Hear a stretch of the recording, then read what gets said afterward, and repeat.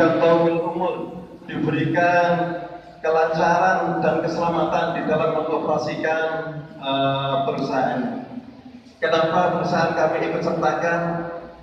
Perlu diketahui bahwasanya produk dari PT Petrokimia ini sebagai penyangga ketahanan pangan masyarakat Gresik, bahkan masyarakat Indonesia secara nasional.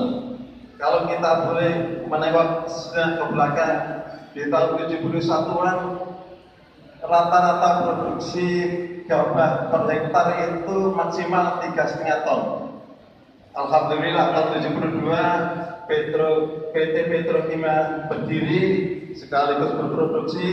Berikutnya produksi gabah di mana per hektar 3,5 ton berangsur-angsur naik menjadi 5 ton per hektar.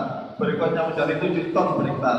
Bahkan terakhir masa jabatan saya waktu mengurusi produksi itu 9 ton per hektar. Tidak tahu sekarang saya sudah 8 tahun pensiun, apa ada peningkatan lagi apa enggak. Tapi yang jelas terasa sekali dengan adanya PT Petrokimia dan produksinya itu dari 3,5 ton menjadi 9 ton. Sudah berapa kali lipat